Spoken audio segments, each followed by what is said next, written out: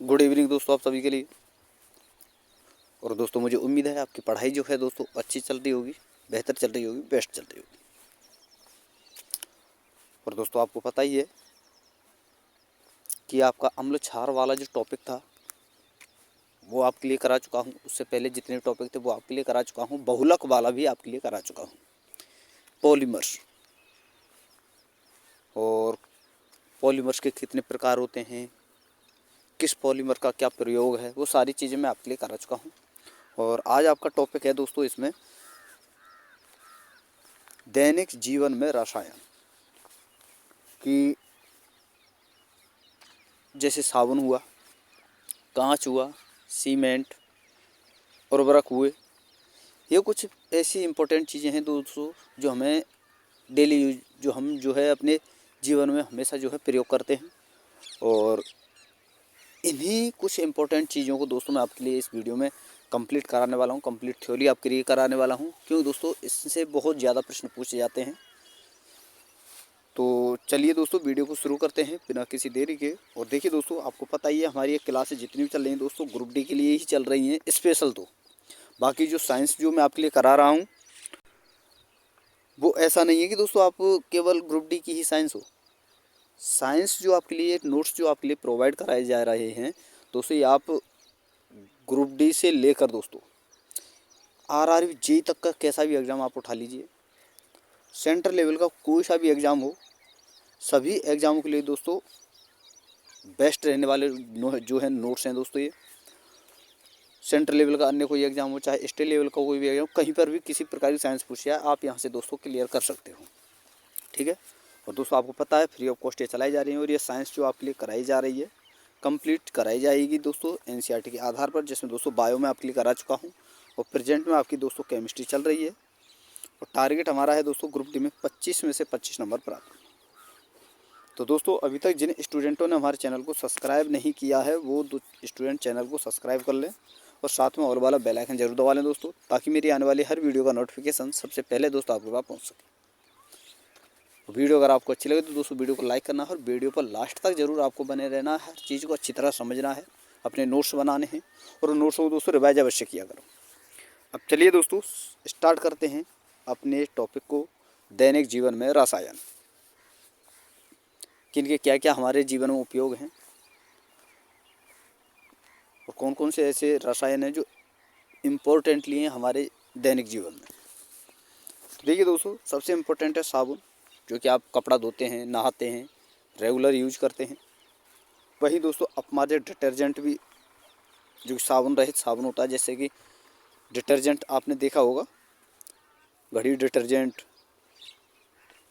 और भी कई प्रकार के डिटर्जेंट होते हैं, वो सारे डिटर्जेंट होते हैं, साबुन होते हैं। और देखिए दोस्तों एक हो गया आपका कांच, जो आप रेगुलर यूज में लेते हैं, जैसे कांच का गिलास हुआ और भी कुछ कांच के पदार्थ जो हैं, कांच के जितने बर्तन होते हैं वो आप यूज में लेते हैं। ईंधन फ्यूल आप लेते हैं, पेट्रोल, डीजल, केरोसिन, ये सारी चीज़ें। विस्फोटक जिसका परमाणु हथियारों में बहुत ज़्यादा प्रयोग किया जाता है। उर्वरक खेती में सबसे ज़्यादा उपयोग किया जाता है। फिर उसके बाद आता है दोस्तों सीमेंट, जिसका प्रयोग दोस्तों मकान बनाने में, ठीक है, कंक्रीट बनाने में कंक्रीट बनाने में इसका प्रयोग किया जाता है, मकान बनाने में। तो इन्हीं सारी चीज़ों को हम पढ़ने वाले हैं। तो चलिए दोस्तों एक एक करके हम स्टार्ट करते हैं। और फर्स्ट है आपका दोस्तों सॉप, यानी दोस्तों साबुन, ठीक है दोस्तों। तो देखिए दोस्तों साबुन जो है एक प्रकार का लवण है, जिसे दोस्तों पोटेशियम लवण या सोडियम लवण कहते हैं। पोटेशियम लवण से बना साबुन आर कुक, और सोडियम से आर कूना। जो के है दोस्तों, के का मतलब है पोटेशियम और ना का मतलब है दोस्तों सोडियम। तो ये इस प्रकार का एक लवण होता है और लंबी श्रृंखला वाले बसीय अम्लों के सोडियम व पोटेशियम लवण जो है साबुन कहलाते हैं। साबुन में साबुनों कार्बनों की संख्या कितनी होती है दोस्तों, 12 से 18 तक। और साबुन बनाने में ये 3 जो अम्ल हैं आपके बहुत ज़्यादा यूज किए जाते हैं। जैसे एक तो है दोस्तों स्टीयरिक अम्ल, जिसका फॉर्मूला पूछा जाता है दोस्तों, तो ये ज़रूर आपको याद रखना है, C17H35 COOH। इसी प्रकार दोस्तों पामेटिक अम्ल का प्रयोग किया जाता है तो C15 और H31 और COOH। वहीं ओलिक अम्ल का प्रयोग किया जाता है C17 H33 COOH। तो इनका ये प्रयोग किया जाता है दोस्तों साबुन बनाने में। तो ये चीज़ें ज़रूर आपको याद रखनी है। चलिए दोस्तों आगे हम देखते हैं।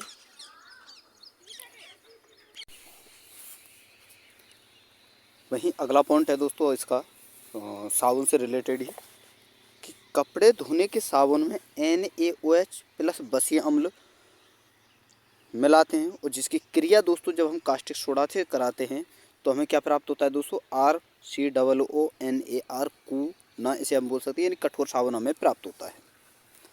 वही बात करें दोस्तों नहाने के साबुन में तो नहाने के साबुन बनाए जाते हैं दोस्तों पोटेशियम से और KOH पोटेशियम हाइड्रोक्साइड की क्रिया जब दोस्तों बसीय अम्ल से कराते हैं तो क्या हमें प्राप्त होता है दोस्तों RCOO यानी मृदु साबुन। यानी नहाने के साबुन जो है दोस्तों आपको याद रखना है पोटेशियम नहाने के साबुन जो बनाते हैं उसमें पोटेशियम इस्तेमाल किया जाता है और कपड़े धोने के जो साबुन बनाए जाते हैं उनमें दोस्तों सोडियम जो है प्रयोग किया जाता है, ये आपको याद रखना है। आगे बात करते हैं दोस्तों कठोर जल में साबुन जो है दोस्तों झाग नहीं देते क्योंकि कैल्शियम व मैग्नीशियम दोनों सोडियम व पोटेशियम को प्रतिस्थापित कर देते हैं। जो आपके जो पानी होता है दोस्तों आपने देखा हो दोस्तों खारा पानी अगर आप लेते हो तो उसमें साबुन जब हम लगाते हैं कपड़े धोते हैं तो झाग नहीं करता। क्यों? उसमें कैल्शियम व मैग्नीशियम की मात्रा ज़्यादा होती है, जिससे क्या है दोस्तों जो आपके सोडियम व पोटेशियम जो होते हैं वो उसे कैल्शियम व मैग्नीशियम को स्थापित ना करते हुए स्वयं ही विस्थापित हो जाते हैं वहाँ से, तो इसलिए वो झाग नहीं दे पाते और कैल्शियम मैग्नीशियम वहाँ पर लवण बन जाता है। तो इसीलिए दोस्तों कैल्शियम मैग्नीशियम के लवण जल में घुलनशील होते हैं, अतः साबुन कठोर जल में झाग इसीलिए नहीं देते। और पारदर्शी साबुन बनाने में दोस्तों ग्लिसरॉल और एथेनॉल का प्रयोग किया जाता है। और दाढ़ी वाली जो शेविंग सोप जो होते हैं आपके दाढ़ी बनाने वाले साबुन जो होते हैं उनमें दोस्तों सोडियम रोजिनेंट मिलाया जाता है। वहीं आगे बात करें दोस्तों शेविंग सोप में जल्दी सूखने के लिए दोस्तों ग्लिसरॉल मिलाया जाता है। और साबुन का क्षारीय विलयन जो जलीय विलयन होता है दोस्तों वो आपका क्षारीय होता है। और साबुन का क्षारीय जो जलीय विलयन जो होता है दोस्तों कपड़ों को नुकसान पहुंचाता है और इसलिए आपने देखा हो दोस्तों साबुन जो होते हैं दोस्तों बहुत कम उनका यूज किया जाता है, ज़्यादातर यूज किया जाता है दोस्तों डिटर्जेंट का। और ये चीज़ें दोस्तों ऐसा नहीं है गलत हैं, वाकई में सही है दोस्तों। साबुन से कपड़े कभी नहीं धोने चाहिए, जितना हो सके दोस्तों आप डिटर्जेंट यूज कीजिए। अब चलिए दोस्तों आगे बात करते हैं।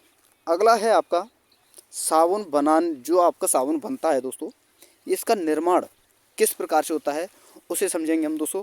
मिसेल जो आप कपड़े धुलते हैं, जब आप कपड़े धोते हो किसी वॉशिंग मशीन द्वारा या हाथ से भी, जब गांव में देखा हो दोस्तों गांव में तो हाथ से ही कपड़े धुलते हैं ज़्यादातर। तो क्या होता है दोस्तों जब आप कपड़े को साफ़ करते हो तो आप साबुन लगाते हो या डिटर्जेंट लगाते हो और वो कपड़ा साफ़ हो जाता है। अब ये होता किस प्रकार है, ये क्रिया क्या है, किस प्रकार से गंदगी वहाँ से बाहर होती है कपड़े से दूर होती है, वही है दोस्तों मिसेल का नियम। यानी मिसेल के नियम में सीधा सीधा आपके लिए समझाया गया है कि कपड़े से गंदगी किस प्रकार से दूर होती है, ये सारी चीज़ें उसमें समझाई गई हैं। तो चलिए दोस्तों मिसेल का निर्माण व साबुन से शोधन की प्रक्रिया इसे हम समझेंगे, जो कि दोस्तों बहुत इम्पोर्टेंट है और यहाँ से प्रश्न बनते ही बनते हैं हर एग्जाम में। और ग्रुप डी 2022 में दोस्तों भर भर के प्रश्न पूछे गए थे यहाँ से। तो चलिए दोस्तों देखते हैं। तो देखिए दोस्तों कपड़े धोने की प्रक्रिया के दौरान साबुन व अपमार्जक द्वारा मिसेल का निर्माण किया जाता है। जब हम साबुन या अपमार्जक उपयोग में लेते हैं तो मिसेल का निर्माण जो है वो होता है, ठीक है दोस्तों। और इस प्रक्रिया के दौरान उच्च बसीय अम्ल जो होते हैं दोस्तों उच्च बसीय कार्बनिक के सोडियम लवण क्रम से धनायन और ऋण आयन में विभक्त हो जाते हैं। जो उच्च बसीय कार्बन के जो सोडियम लवण होते हैं दोस्तों वो धनायन और ऋण आयन में विभक्त हो जाते हैं, यानी अलग अलग हो जाते हैं।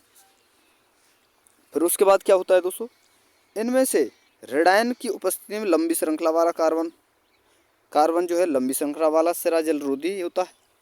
यानी दोस्तों रेडायन जो होता है दोस्तों वो रेडायन में उपस्थित लंबी कार्बन श्रृंखला वाला सिरा, लंबी कार्बन श्रृंखला वाला सिरा, जैसे कि यहाँ पर आप देख सकते हैं ये रहा दोस्तों, ये वाला, यह है लंबी कार्बन वाला सिरा। तो लंबी कार्बन वाला सिरा, एक मिनट दोस्तों, ये रहा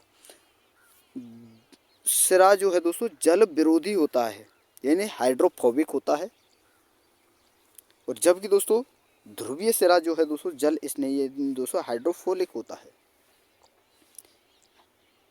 यानी दोस्तों लंबी कार्बन श्रृंखला वाला जो सिरा होता है वो जो है दोस्तों जल से दूर भागता है, और जबकि ध्रुवीय सिरा वाला जो जल स्नेही होता है दोस्तों वो उसे कहते हैं दोस्तों हाइड्रोफोबिक फोलिक दोस्तों, जो कि दोस्तों जल के पास आता है। और इसलिए कार्बनिक समूह अंदर की ओर, जबकि ध्रुवीय सिरा बाहर की ओर विस्थापित हो जाते हैं। और इसी प्रकार दोस्तों में सेल का निर्माण होता है। इसी प्रकार से हमारी जो है दोस्तों गंदगी बाहर जाती है कपड़ों से, जब हम साबुन या दोस्तों डिटर्जेंट का प्रयोग करते हैं। उसे हम आगे समझेंगे अच्छी तरह से। तो देखिए दोस्तों, और अधिकांश तेल की गंदगी व चिकनाई जल में अघुलनशील होती है, जबकि हाइड्रोकार्बन में विलय होती है। और साबुन द्वारा निर्मित मिसेल में हाइड्रोकार्बन वाला सिरा अंदर की ओर होता है। जैसे कि आपका ये मान लीजिए कोई पानी की बूंद है दोस्तों, ठीक है, और ये जो होता है दोस्तों ये वाला, ये पूरी की पूरी पानी की बूंद है दोस्तों। और ये सिरा जो है आपको पूंछ आपको दिख रही है, ये वाली ये है दोस्तों हाइड्रोकार्बनिक सिरा है, जो कि अंदर की ओर होता है, ठीक है दोस्तों। और हाइड्रोकार्बन सिरे को क्या कहते हैं दोस्तों, यहाँ पर देखिए ये रहा दोस्तों हाइड्रोकार्बनिक, ये रहा दोस्तों, ये होता है दोस्तों जल विरोधी, जिसे दोस्तों हाइड्रोफोबिक भी कहते हैं। और यहाँ पर आप देख सकते हैं जो ध्रुवीय सिरा है दोस्तों, ये रहा ध्रुव, ये तो आपका रेडायन होता है दोस्तों, ये बाहर की तरफ होता है।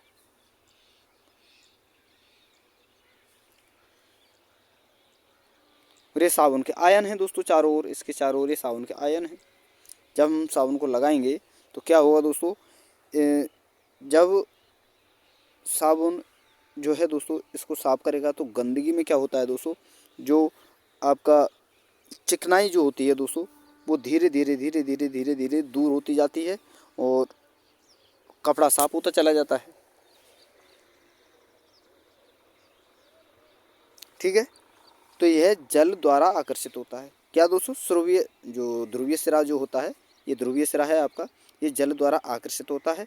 जैसे कि ये बूंद है, ये जल है, यहाँ पर इधर आएगा, और इधर जब ये आएगा तो यहाँ से जो ये गंदगी जो है दोस्तों ये बाहर निकल जाएगी।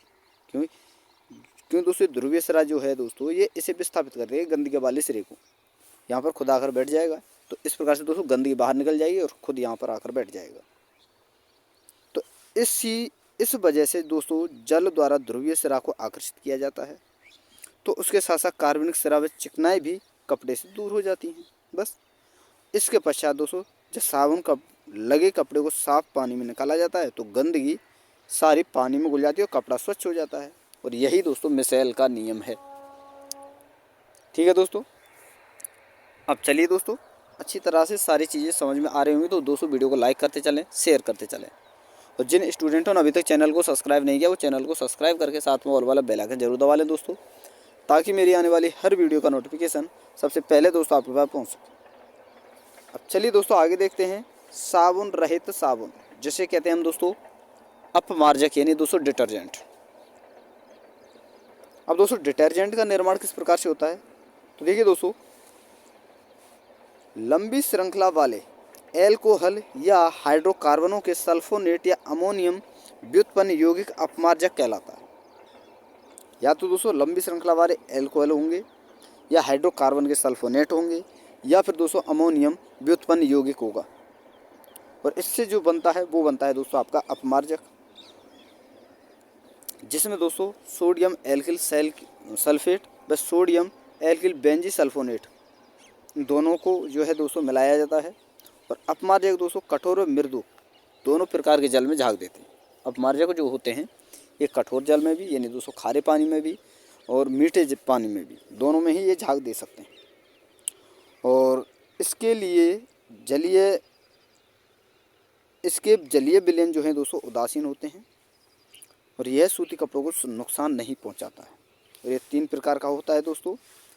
एक तो धनायनिक यानी कैटायनिक अपमार्जक, एक होता है दोस्तों ऋणायनिक यानी दोस्तों एनायनिक अपमार्जक, एक होता है दोस्तों अनआयनिक अपमार्जक। धनायनिक यानी कैटायनिक अपमार्जक में दोस्तों अमोनियम शब्द आता है और ऋणायनिक या एनायनिक अपमार्जक में दोस्तों सल्फोनेट या सल्फेट शब्द आता है। वहीं दोस्तों अनआयनिक अपमार्जक जो कि बर्तन धोने का साबुन जो होता है उसमें दोस्तों अमोनियम, सल्फोनेट और सल्फेट ये तीनों पाए जाते हैं। तो ये चीज़ें आपको याद रखनी है दोस्तों अपमार्जक के बारे में। अब चलिए दोस्तों आगे देखते हैं अगला क्या है दोस्तों आपका सीमेंट। और इसका तो दोस्तों आप सभी को पता ही है दोस्तों हमारे दैनिक जीवन में कितना उपयोग है। मकान बनाने से लेकर दोस्तों रोड बनाने तक इसका उपयोग किया जाता है।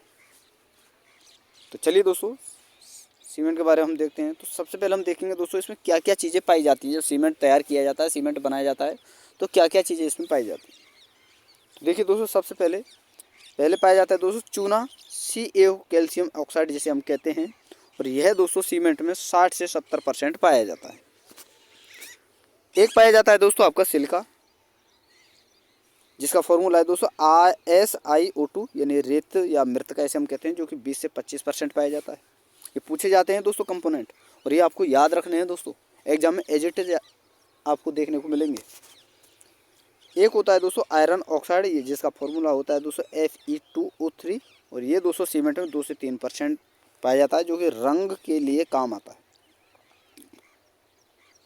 अगला है दोस्तों आपका एल्यूमिनियम ऑक्साइड, जो कि 5 से 10% पाया जाता है, जो कि एलुमिना यानी दोस्तों जमने की दर को ये बढ़ाता है। सीमेंट में जमने की दर को ये बढ़ाता है। और देखिए दोस्तों सीमेंट बनाने की क्रिया जो है दोस्तों 1170 से 1870 केल्विन ताप पर घूर्णन भट्टी में कंप्लीट होती है यानी संपन्न होती है। और सीमेंट की ग्रेडिंग उसकी पिसाई बताती है। यानी दोस्तों जो सीमेंट जितना मिही होगा वह उतना ही अच्छा होगा और जो सीमेंट जितना दानेदार होगा वह उतना ही दोस्तों, मिही का मतलब होता है दोस्तों बारीक, जो सीमेंट जितना बारीक होगा वो उतना ही बेस्ट होगा और जो सीमेंट जितना दानेदार होगा वो उतना ही दोस्तों कम फायदेमंद होगा। तो आपने देखा हो दोस्तों मार्केट में कई प्रकार के सीमेंट मिलते हैं, जैसे अंबुजा, प्रो सीमेंट, बांगर सीमेंट, इस प्रकार के सीमेंट मिलते हैं।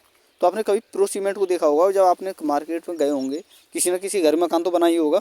और अगर आपने मार्केट में देखा हो दोस्तों, आप एक बांगर सीमेंट लेना और एक लेना आप प्रो सीमेंट, प्रो प्लस आता है एक, वो लेना आप। तो पता है आप क्या सुनोगे दुकानदार से कि बांगर से ज़्यादा सीमेंट निकलेगा इसमें प्रो में। आप पूछोगे यार बांगर से ज़्यादा सीमेंट, तो इसका मतलब इसमें वेट ज़्यादा है। रेट क्या है? रेट दोनों का समान है। वेट क्या है? वेट भी दोनों का समान है। फिर इसमें ज़्यादा कैसे? क्योंकि उसकी पिसाई ज़्यादा हो जाती है। प्रो की पिसाई बहुत महीन होती है, बहुत बारीक होती है, तो इसलिए दोस्तों प्रो ज़्यादा होता है। ठीक है, तो आपको याद रखना है कि जो सीमेंट जितना बारीक होगा उसकी ग्रेड उतनी ही अच्छी होगी और वह उतना ही अच्छा होगा। अब बात करते हैं दोस्तों जंग रोधी सीमेंट बनाने के लिए दोस्तों ओलिक जो है अम्ल मिलाया जाता है। ओलिक अम्ल का फॉर्मूला होता है दोस्तों C17H33 और COOH। सीमेंट का निर्माण दोस्तों सबसे पहले 1824 में जोसेफ स्पदीन ने इंग्लैंड के पोर्टलैंड द्वीप पर किया और इसे ही सबसे पहले दोस्तों पोर्टलैंड सीमेंट कहा गया था। आगे ये याद रखना है दोस्तों सीमेंट बजरी यानी जिसे हम बालू कहते हैं, पत्थर गिट्टियाँ मिलाकर जब हम तैयार करते हैं वो होता है दोस्तों आपका कंक्रीट, और कंक्रीट के साथ लोहे की छड़ मिला देते हैं तो वो होता है आपका RCC। ठीक है दोस्तों, तो दोस्तों ये था आपका सीमेंट के बारे में नॉलेज, जितना इन्फॉर्मेशन था। अब बात करेंगे दोस्तों फर्टिलाइज़र के बारे में यानी उर्वरक के बारे में, जो कि दोस्तों बहुत ही इम्पोर्टेंट चीज़ है हमारे किसानों के लिए, जो खेती में बहुत ज़्यादा प्रयोग किया जाता है। तो देखिए दोस्तों, फर्टिलाइज़र का प्रयोग क्या है। तो फर्टिलाइज़र सबसे पहला प्रयोग है दोस्तों उसकी उत्पादन क्षमता बढ़ाना और मृदा जो है दोस्तों उसे उपजाऊ बनाना, यानी मृदा की उपजाऊ क्षमता को बढ़ाने वाले पदार्थ जो हैं दोस्तों उर्वरक कहलाते हैं। और ये दो प्रकार के होते हैं, एक तो रासायनिक उर्वरक जिसे हम कहते हैं दोस्तों केमिकल फर्टिलाइज़र, एक होता है दोस्तों बायो उर्वरक यानी बायो फर्टिलाइज़र यानी जैव उर्वरक। अब रासायनिक उर्वरक में आपको याद रखना है दोस्तों, एक तो नाइट्रोजन उर्वरक होते हैं और एक होते हैं दोस्तों फॉस्फेट उर्वरक, और एक होता है दोस्तों पोटेशियम उर्वरक। तो नाइट्रोजन उर्वरक जो होते हैं दोस्तों पौधे में नाइट्रेट की आपूर्ति करते हैं। अमोनियम सल्फेट होता है इसी में नाइट्रोजन उर्वरक के साथ में, और एक होता है कैल्शियम अमोनियम नाइट्रेट। एक होता है दोस्तों फास्फेट उर्वरक, जो कि दालें जो होती हैं आपकी उगाई जाती हैं उनमें इसका ज़्यादातर प्रयोग किया जाता है। जैसे कि DAP आपका फॉस्फेट उर्वरक ही है, जिसका फॉर्मूला होता है दोस्तों DAP की फुल फॉर्म होती है दोस्तों डाई अमोनियम फॉस्फेट। एक होता है दोस्तों आपका पोटेशियम उर्वरक, जो कि पौधे जो होते हैं उनमें रोग प्रतिरोधक क्षमता को बढ़ाता है। वहीं बात करें दोस्तों जैव उर्वरक की, तो जैसे गोबर का खाद हुआ, मलमूत्र हुआ, लेग्यूम पादप की जड़ों में राइजोबियम जीवाणु जो है दोस्तों नाइट्रोजन स्थिरीकरण करता है, तो ये भी एक जैव उपकरण का उदाहरण, जैव उर्वरक का उदाहरण है। एजिला टेरिडोफाइड ये भी दोस्तों जैव उर्वरक का उदाहरण है। और एक होता है दोस्तों आपका नील हरित शैवाल यानी दोस्तों साइनोबैक्टीरिया, ये भी आपका जैव उर्वरक का उदाहरण है। तो ये है दोस्तों आपका फर्टिलाइज़र। अब आगे बात करते हैं दोस्तों, अगला है आपका कांच, बहुत इंपॉर्टेंट है दोस्तों। और आजकल तो देखा होगा दोस्तों आपने मार्केट में भी ज़्यादातर कांच, घर मकानों में दोस्तों ज़्यादातर कांच के ही गिलास, कांच की प्लेटें, सारी चीज़ें जो है दोस्तों लगभग दोस्तों आपको बता दो 50% कांच की चीज़ें यूज की जाती हैं। तो चलिए दोस्तों कांच के बारे में पढ़ते हैं कि किस प्रकार से इसका निर्माण होता है, क्या चीज़ें इसमें पाई जाती हैं, किसके लिए अच्छा होता है। तो देखिए दोस्तों, यह एक अतिशीतल द्रव है जो बहुत ज़्यादा ठंडा कर दिया जाता है, तभी तो ये जमता है। कांच एक प्रकार का मिश्रण होता है जिसका कोई सूत्र नहीं होता। कांच जो होता है दोस्तों क्षारीय धातुओं के सिलिकेट होकर अक्रिस्टलीय मिश्रण से बनता है। और कांच का मुख्य घटक क्या है दोस्तों, सिलिका। कांच हाइड्रोफ्लोरिक अम्ल में घुल जाता है, एकमात्र ऐसा अम्ल जो कि कांच को अपने आप में घुलता है, क्या है दोस्तों, हाइड्रोफ्लोरिक अम्ल। और कांच में लिखावट करने में दोस्तों इसी का प्रयोग किया जाता है। और बहुत इंपॉर्टेंट क्वेश्चन है दोस्तों, ये प्रश्न पूछा जाता है कि कांच पर लिखावट करने में किसका प्रयोग किया जाता है, तो हाइड्रोफ्लोरिक अम्ल का। आगे बात करते हैं दोस्तों, कांच जो है दोस्तों जल और अम्लों में नहीं घुलता। कांच जो है दोस्तों ऊष्मा और विद्युत का जो है कुचालक होता है। तो ये होता है दोस्तों आपका कांच। अब कांच के बारे में, रंगों के बारे में हम देखेंगे कि कांच का रंग जो है धातु के ऑक्साइड के कारण किस प्रकार के होते हैं। तो देखिए दोस्तों, कांच के प्रकार मैं आपके लिए बता देता हूँ पहले। तो देखिए दोस्तों, एक होता है आपका सोडा कांच या मृदु ग्लास जिसे हम कहते हैं, मृदु कांच जिसे हम कहते हैं। और इसका यूज जो है दोस्तों सबसे पहले आपको याद रखना है, ये यूज बहुत इंपॉर्टेंट है दोस्तों, याद रखने हैं। और इनका उपयोग दोस्तों बोतल, खिड़कियों के कांच, ट्यूबलाइट, बर्तन आदि बनाने में इनका प्रयोग किया जाता है। एक होता है दोस्तों आपका क्राउन कांच, जिसका प्रयोग दोस्तों साधारण चश्मे बनाने में। एक होता है दोस्तों क्रुक्स कांच, जो धूप के चश्मे बनाने में, जो कि पराबैंगनी किरणें जो होती हैं उन्हें अवशोषित कर लेता है। एक होता है दोस्तों फ्लंट कांच, जो कैमरा, दूरदर्शी और विद्युत बल्ब का कांच बनाने में इनका प्रयोग किया जाता है। एक होता है दोस्तों पायरेक्स कांच, जो लाइब्रेरी व माइक्रोवेव ओवन बनाने में इसका प्रयोग किया जाता है। एक होता है दोस्तों जेना कांच, जो कि सबसे अच्छा माना जाता है, जो कि वैज्ञानिक उपकरण बनाने में इसका प्रयोग किया जाता है। और वहीं दोस्तों एक होता है आपका प्रकाशीय कांच, जो कि सूक्ष्मदर्शी, दूरबीन और टेलीस्कोप में इसका प्रयोग किया जाता है। तो ये दोस्तों कांच के प्रयोग हैं, बहुत इंपॉर्टेंट है, आपको याद रखने हैं। डायरेक्टली प्रश्न यहाँ से बनता है। अब आगे चलते हैं दोस्तों कांच के रंगों के बारे में, कि रंगीन कांच बनाने में धात्विक ऑक्साइड प्रयोग किया जाता है, जिससे अलग अलग रंग उत्पन्न होते हैं। जैसे कि दोस्तों अगर कांच में सेलेनियम ऑक्साइड पाया जाए तो यह नारंगी रंग प्रदान करेगा दोस्तों कांच को। अब क्यूपरिक या कैडमियम ऑक्साइड पाया जाता है तो ये दोस्तों चटक लाल रंग जो है दोस्तों कांच को प्रदान करेगा। वहीं दोस्तों फेरिक ऑक्साइड पाया जाए तो यह दोस्तों कांच को पीला रंग प्रदान करेगा। और कोबाल्ट ऑक्साइड पाया जाए तो यह नीला रंग प्रदान करेगा। और सोडियम क्रोमेट व फेरिस ऑक्साइड पाया जाए तो यह कांच को हरा, पीला और भूरा ये 3 रंग प्रदान करता है। वहीं दोस्तों मैग्नीज डाइऑक्साइड पाया जाए तो यह कांच को दोस्तों बैंगनी रंग प्रदान करता है। तो ये रंग हैं दोस्तों, ये भी पूछे जाते हैं तो ये आपको याद रखना है। अब आगे चलते हैं दोस्तों, अगला वो है पॉइंट आपका ईंधन। ये तो दोस्तों रेगुलर हमारे जो है दोस्तों यूज किया जाता है। तो देखिए दोस्तों, ईंधन क्या है, जो पदार्थ हमें ऊष्मा देते हैं वो ईंधन कहलाते हैं। ईंधन 3 प्रकार के होते हैं, ठोस, द्रव, गैस, तीनों ही अवस्थाओं में ईंधन पाया जाता है। तो ठोस जो होता है दोस्तों, जैसे लकड़ी, कोयला, CO, कार्बन डाइऑक्साइड, ये ठोस ईंधन है। वही बात करें द्रव की तो जैसे दोस्तों पेट्रोल, डीजल, केरोसिन, कार्बन के अपूर्ण दहन से जो है CO2 और HO2 गैस बनते हैं, जबकि पूर्ण दहन से और अपूर्ण दहन से दोस्तों कार्बन मोनोऑक्साइड गैस बनती है। ठीक है, तो पेट्रोल, डीजल और केरोसिन ये द्रव जो है दोस्तों ईंधन है, और कोयला और लकड़ी जो है दोस्तों ठोस ईंधन है। गैस ईंधन में आपका दोस्तों केवल सबसे बेस्ट है दोस्तों आपका हाइड्रोजन, एक होता है दोस्तों LPG भी होता है, CNG, LNG ये होते हैं। तो H2 जो है सबसे अच्छा ईंधन है, जो कि गैस ईंधन है, भविष्य का ईंधन इसे हम कहते हैं। और उसमें मान इसका दोस्तों मैक्सिमम होता है, और कैलोरी मान भी इसका दोस्तों मैक्सिमम होता है। LPG बायोगैस जो होते हैं ये भी दोस्तों गैस ईंधन में आते हैं। CNG कोल गैस, LNG ये भी दोस्तों आपके गैस ईंधन में आते हैं। अब दोस्तों ये 2 चीज़ें ज़रूर आपको याद रखनी है, यहाँ से ये चीज़ें पूछी जाती हैं कि भाप अंगार गैस का निर्माण किन दो कंपोनेंट से मिलकर बनता है।